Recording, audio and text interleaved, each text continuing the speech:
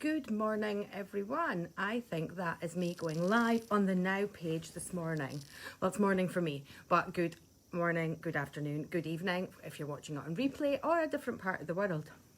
So, thank you, Lindsay, for letting us all come on today. I know this is the second V25 day. Didn't make it to the first one, and just made it to the second one because I've had a really busy week. But I am here this morning to chat to you all about me and my business and bits and pieces about what I'm doing within my business. I can see Lindsay there, so that means I am going live. Good morning, Lindsay. It's lovely to see your little face there. So yeah, my name is Pauline and I own, I'm creator of a little business called Emotional Coaching and Wellbeing. And yeah, my background is in education, so just a little bit about me, I suppose. I don't want to take over the whole 30 minutes telling you all about me. But yeah, my background is in education and I taught primary, secondary and children with additional support needs. And primarily, actually, I did teach children with lots going on in their life, lots of adversities, children in the care system and children with maybe health conditions or diagnosis that limited their lives in some way or people believed limited their lives in some way. I did that for 20 years and just recently, last few years or so, decided that my values no longer fitted with the current education system and the way that we work with young people with adversities, and I decided to set up my own business. So yeah, I'm a teacher, basically. Yeah, I'm a teacher. And also, so therefore, I went and retrained in lots of different things. I'm an NLP practitioner, I'm a mindfulness coach, and all these kind of things that can blend together to create what I do in my business now, which is primarily coaching, but creative coaching I like to call it, because there's always a creative slant to it. I like to blend things together. And there was always one, I think it's a Desmond Tutu quote, and I think he said it was. I wrote it down somewhere, hang on a sec, yep, I've got it here. And there comes a point where we need to stop just pulling people out of the river. We need to go upstream and find out where they're falling in. And that was almost my thought within education. I goes, why are these kids arriving at these places? Why? And so I would want to go upstream and work with them there. And, so that's primarily what I do. I try to go upstream and work with not the output, but where it comes from, their emotions. So yeah, that's why my business is called Emotional, because all emotions are welcome. And because I'm an educator, I can't help it.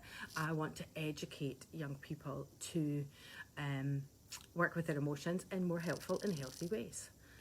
And I'm sure you're all really aware that, there's lots of mental health statistics and mental health crisis and everything out there. There's always quite dramatic things around it. And rightly so, it's great that we raise awareness of young people's and, any age of person's emotional well-being and mental health.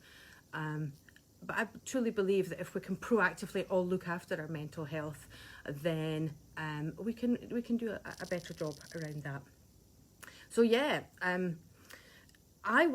so the great news for me is that the reason I've been really busy this last week or so is I've been setting up this studio. And I know lots of the Now ladies, I do sorts of connect with lots of them. And lots of them had said to me last week, we need a little tour of your studio. And I can introduce you to one or two of the bits and pieces that I use to work with young people. To help them develop and learn about their emotional well-being, about their emotions, about their mental health, proactively looking after their mental health.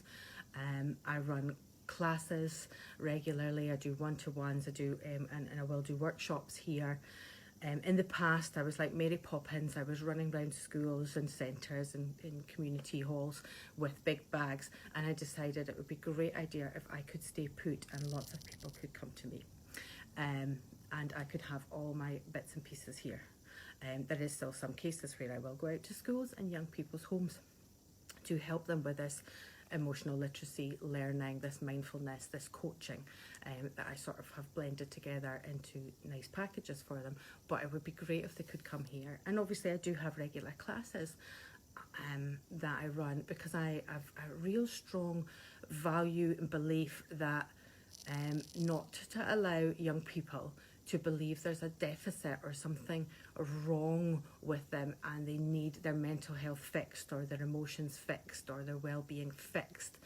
So therefore I run really proactive classes every single week where we have fun, community, and we do mindfulness. We learn about our emotions and our well-beings in fun and fabulous ways, and it normalises it, because there's 10 of them or 12 of them or 15 of them here, and they go, oh, there's other people with, that can learn about their emotions too. And to me, it's just like learning about their literacy, learning about their numeracy, learning about other subjects, learning to do karate or dancing or any of these other social clubs that they go to. Come along and learn about your emotions, and that's what I promote here. So I was going to spend a little bit of time taking you on a little walk around. It won't take long because it's not a very huge studio. We've just got one lovely nice big space, because it's the big space that we need to host our workshops and classes and things in. So I'll do that, and then we'll come back and sit down, and I'll tell you a little bit more about my business, because it's not just for children. Grown-ups have emotions too, and therefore I would like to tell you a little bit about some of the things I do for adults. So we'll do a little tour. So this is very exciting. You'll be some of the very first people to see it. I have had no clients in so far, so you get to see it first. And I did a little bit of putting things together last night so that you could see it as best you could. So here we go. We'll do a little walkabout. I was going to try and turn the camera around, but I'm not sure I can do that while I'm live. So we'll go for a little walk together. So here we are. I'll stand back so you can see the whole studio. And if you actually are following me on Facebook, you may see that last week it was very empty. And this week, here we go. Lindsay's coming on a walkabout with us. You'll see all the little mats out for the young people. There we are. So you can see, I get quite a few of them in here. There's lots of mats there. You'll see me again. Lots of mats there for the young people. And get 10 or 12 of us squeezed in here. So this is where we primarily spend most of our time, on the floor, chatting, hanging out with our pals, teenagers with their mobile phones. You get the picture. There we are. And up here, very sensible. Can't help it, I'm a teacher. Everyone has a cubby hole to put their shoes and their bags and all their bits and pieces in. And there we've got some things that are, I like to bring the mindfulness vibe into them. So there's lots of crystals and things there, fibre optic lights and things like that. This is my mat where I will stand and we do a little bit of yoga, we do a little bit of stretching, we talk about the emotions and where they're trapped within our body. So yoga has a purpose. Sometimes young people love yoga. Sometimes young people think, oh, that's a bit fluffy, I'm not really into that. That's not going to help with my whatever emotional thing that they're having going on at the moment.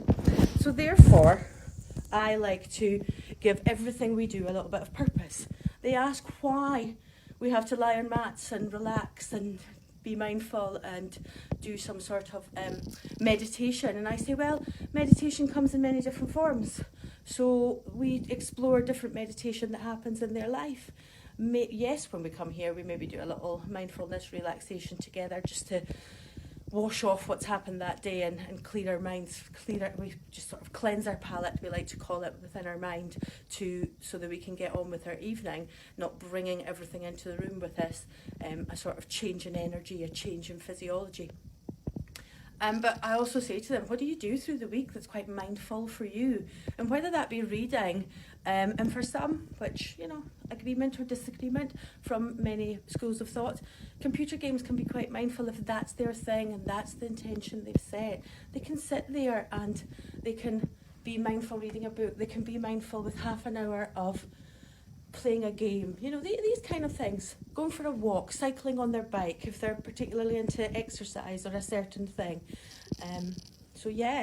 Mindfulness comes in many forms, and I'm trying to, what I tend to refer to as the children, we want to unfluffy it. Sometimes mindfulness and maybe think dream catchers on the wall and crystals in the background, it can all seem a little bit fluffy for them, and they need something, they want something a bit more solid, something a bit more robust. How will this help me with this relationship problem that teenagers have? How will this help me with my not coping in the school environment? How will this cope me with these big emotions and outbursts that they maybe seem to be having at that time? So it's to give them really practical skills. I tell them why. I suppose that's the teacher in me again. Why are we doing yoga? Why are we doing this? So yeah, that's the big studio area. There are some bits and bobs to do. There's a big blank wall there. Don't worry, there'll be something on it. Yes, Lindsay, the lovely cushions, sequin cushions. I've did lots of training in mindfulness over the years, and it often asks young people to lie very still, to do a meditation of some description. Children's bodies, in fact human bodies, are not really meant to lie still. So if they have something to do, something to fidget, something to feel, I suppose it's a bit like our pussycats and things, if they can stroke those sequin cushions while we're relaxing, there's that permission to move, that's that permission to do something, maybe something sensory to do. And so therefore, while they're relaxing, they can sort of stroke their sequin cushion. I'm afraid they were away in storage for a while during COVID because we couldn't have lots of sharing and cleansing.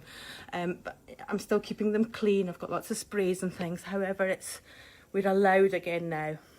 There has been a period of time where they've all bring in their own blankets, their own cushions and their own mats to save in infection control. But we are, things are loosening, and as long as I follow the guidelines. But it's quite nice for them to bring their own one from home. It has their own sensory smells and things on it, maybe their own fluffy blanket. Now the space up the middle there, big space just now, that's where we break out at the end, and this is a little bit where the creativeness comes into it. We tend to make lots of things. So anyone that follows me on Facebook, you'll see maybe each Friday, I'm working with young people or in schools, there's always little crafts that we make. And it's not just to make a craft, it's a signifier to carry some of that learning home. So they don't walk out that door, whatever, an hour later and forget everything that we've sort of worked through that day. A little signifier to remember some of the learning that day, or something that they can do a little bit of homework on. I have this little acrostic that I created a long time ago. Children love a little bit of structure in their sessions. It takes away the fear, it takes away that unknown of what is coming next. So in classes we kind of follow this acrostic, and you can see the B there as we start off everything with that bit of breathing, and the R is relaxing. So that could, practice some nice breathing that can activate our vagus nerve, just nice gentle belly breathing that matches in with our yoga structure, but something they can maybe do at home, or a little tool that they can use to breathe depending on their age and stage. And obviously, as I say, we do a relaxing, which can come in the form of a little meditation. It can come in the form of a walking meditation.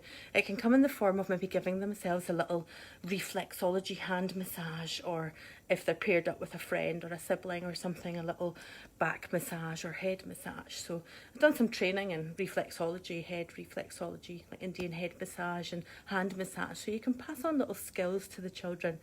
And even with some young people, story massage, even just following a story. If there's thundering feet within a story, then they can sort of do karate chops on their friends' backs. And so relax can come in many forms. Exercise, that could be our movement. In our yoga, usually, a little bit of Pilates or yoga, talking about the physiology of our body and changing the physiology to change the mood. The A is for affirmations.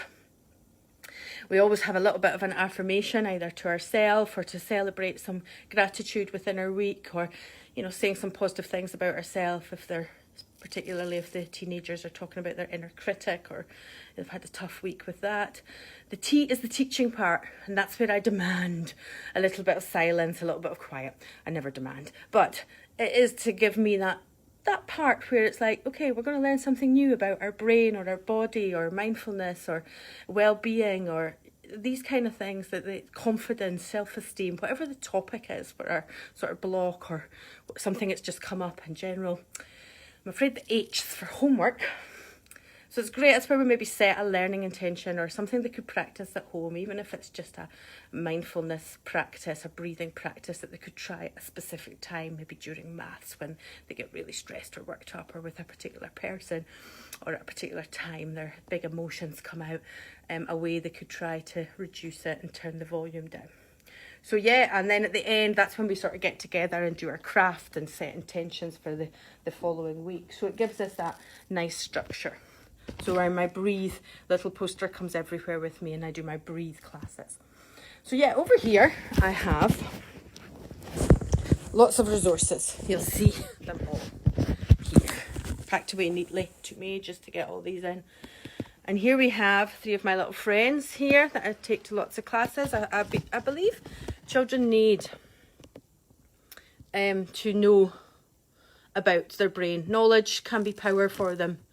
And I teach them about their brain and their elements within their brain. Their little meerkat represents their fight or flight. Their owl represents their logical brain, their thinking brain, their prefrontal cortex, and their elephant there, it talks about their memory. He's their little filing cabinet with inside their head. He remembers everything. The elephant never forgets. So these are sort of foundation pieces, because then we can relate back to any of the actions, any of the things, the emotions that are happening in their life, and bring them back to something that happened in their brain, instead of maybe them being, I don't know, naughty, different, challenging, these kind of big emotions that maybe upset others that are around them. We can relate them back to a biological function, as opposed to our children labelling and naming themselves as something that's not so helpful, or having a deficit in their life. And this guy here is very same. He's very similar to the meerkat there, but some of the older kids relate to this one better. He's our warrior. He is our amygdala, who's in charge of our fight or flight. So again, it helps children understand that our fight or flight and these big fears and scares and anger and upset come from this little part of our brain, who's very tiny inside our brain. But, you know, he's quite a cute wee character to remember that these things are going on inside our head, and not something we can work with, but not something we can be blamed for. So yeah, I've got all the storage there as well, so that keeps me going, and I'll have everything, lots of craft activities and things here. So yeah, here's some more emotions. These are some of my favourites, my little spots there with little emotions written on them. So that's the little tour. I did say it wouldn't take too long. Lindsay's there, so glad you liked that, Lindsay. Got a little bit of a tour around the studio. So yeah, I mean, that's how I sort of work with young people. And I seem to have fallen into that niche. I suppose it's my education background and pulling together things like neuro-linguistic programming, things like mindfulness, but giving them that more robust edge, that more outcome-focused structure to bring kids through emotions and in a helpful and healthy way, as opposed to feeling lost within emotions or feeling that emotions are bad things. Very recently, I had a young lady in my class who's been with me a long time, and it made me realise that some of the things that it is important, the things that I'm teaching them, and you know, many other people are, the wellbeing curriculum may be getting better in school. I'm invited into schools to do lots of work with teachers and stuff. A little girl who'd been at my classes for many years, and had come from the young children's group to the older children's group over the years, and that's how proactive it is. It's just like our other classes, you know, going to dancing or gymnastics or, you know, whatever clubs our kids go to. Why can't they come here on a Friday night? We make it fun. We've got a community. But this little girl, I asked them to go off on a task in little groups and take those little spots that I just showed you there. These little spots, which have lots of emotions on them, as you can see. This one's love, so that's a lovely emotion, whereas, you know, sadness, don't want to have too much of that going on in our life. And definitely, you know, this one gets a bit of a bad rap. And I asked them to take a big bundle of these and go and sort them into 2 hula hoops. That's, you know, just a little task for them to do. And I said, I'd quite like you to go and pop them into 2 hula hoops, the sort of negative emotions and the positive emotions. And off they went, you know, because that's what the teacher told them to do. So off they go traditionally to do their task. And this little young lady who's the youngest in the older group, because she's just moved from a younger group to my older group, and she goes, "This isn't right." And I says, "How do you mean? What isn't right?" And it was a little bit of a test, and she said, "But you've told us there is no good emotions, there are no bad emotions, they're all just emotions. They show up to give you a message, they show up to give you something that you know, a little message that you've got to work on." And that made me think, whoa, brilliant, my work here is done. And it, you know, from the mouths of babes, that to realise that, you know, that the work we're doing is important, not to be fearful of an emotion, not to try to push down emotion, not to not have that emotion. They're all absolutely welcome. Sometimes the behaviours that come with them are not quite so welcome, so we do need to work with them, but the emotion in itself is not a bad thing. Anger showing up has its place in our life, just as love showing up. I don't want to have anger showing up too much in my life, but it's there for a reason. My brain is sending me a message, and that's a little signal that I have something that I need to be doing, or something's upsetting me, or something's making me scared. And it makes me believe, if you know, an 11 or 12-year-old can notice that these can't be separated into positive or negative. They are simply emotions that send us little messengers, and that's kind of why I do it, because I do want the young people not to help them. Help is a weird word for me. It's not a word I use a lot, because I don't believe it's about helping children or adults. It's about educating them, giving them that power, giving them that knowledge, so that they can feel empowered and to help themselves. That's the main aim. It's not about me helping them, because I'm not always going to be around, but giving them the skills and tools to empower them so they can help themselves. That's the main aim of it. I can see Lindsay on, and I can see Joe on. Hello. If you watch back, Joe, we had a little tour of the studio. Maybe not the best camera work, but we got a little bit of a walk around the new studio. And I did read one Desmond Tutu quote earlier, but I did have one from another one from Maya Angelou, who says, "Do your best until you know better. Then when you know better, do better." And I feel like that kind of is another thing that encapsulates my business. Some people don't know things. Some people don't know. I go into schools, I go into centres, I work with lots of parents, I work with children, but I also work with the people that raise them, people that care for them, people that educate them. And we can go about criticising people who don't do things right, or, you know, aren't doing things right. But I think, no, I'm going to go around and give them tools, and when they know better, they will be able to do better. And that's the main aim. It is difficult to deal with big emotions. It is difficult to sort of support and look after our own mental health, and others' mental health. But when we know better, we can do better. So not to go back in time and think, oh, why did I do that? Or I'll never be able to do that, or I can't do that, or I shouldn't have done that. I think, well, here, this is where I am now, and if I can learn something every day, so if I can busily go around and teach people something every day, and that little lady who has been in my classes for a long time now knows that emotions don't have to go in two hula hoops. They're all within us. We're just in charge of turning the volume up and down. So there, we have 5 minutes. So that's all my children's work, and it does primarily end up that I work in the niche of working with young people, because there's so many of them, and that's where lots and lots of my work turns up. But I do work with parents, lots of parents. I feel like if I'm doing this work with young people and the parent doesn't know, it doesn't kind of work, because the child has to go out, the teenager has to go out and reality test what I tell them, what I work with them on, or what comes from our sessions out in the real world. They go and try and reality check it, and if it doesn't land anywhere with their, you know, their key people around them, they're saying lovely things about their emotions, but their parents got different views. So therefore, working with parents is absolutely essential. So as part of my work, I talk to the parents, I work with the parents of the children that are in my classes. If a child is doing a one-to-one, 2 sessions are dedicated to chatting with the parents, to share the learning so that it can match up within a household. Because if a child is having a big emotion, or a child is having some sort of thing going on in their life, the parent needs to know how to catch it at the other side, how to scaffold it, how to empower, how to use the correct language, so that we can have a little bit of a match there. So when the child's busy reality checking this in their real life, their parents going, I know what they're doing, they're reality checking, I will do that too. And we'll try maybe new scripts, new language, new ways of being, new ways of talking about emotions.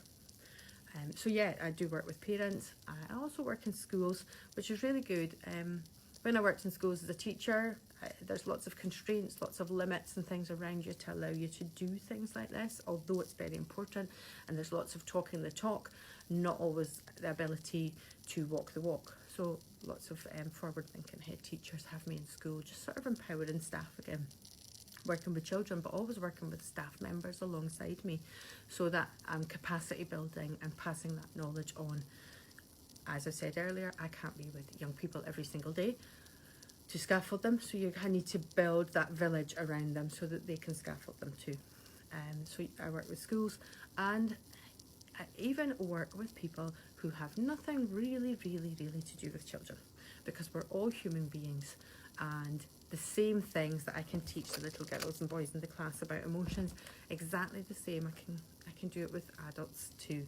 I do teach a little course called Emotional Literacy Warrior. Online interactive course, 6 modules, just learning about our emotional literacy and going out and reality testing that in people's real lives, and it's always a great course. I have group coaching purpose pods, which I do online as well, which are great. It's just a group of us talking about our stuff, but in a coaching sense. It's talking with purpose, really, rather than just chatting with your friends, which is obviously a lovely thing to do, but you want to go somewhere sometimes to chat with purpose.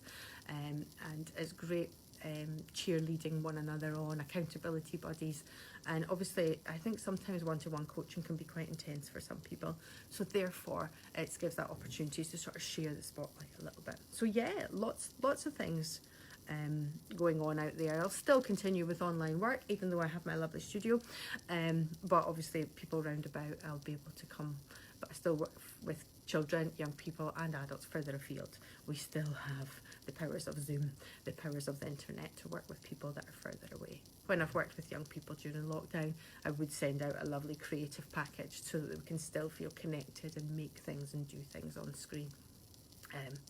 And I think that's my time, just about past. How did I do? I made it, got it all in. So thank you very much. I will pop some links below for some of my upcoming courses, purpose pods, and if you want to follow me on Facebook, fantastic, or Instagram, and I do have a little website as well that's always evolving. Thank you very much, and thank you to the ladies who are on. Hello Jo and hello Lindsay, and if you do watch later on, you know, ask questions, comments, whatever, and I will do my best to get back to you. Thank you very much. Have a good day.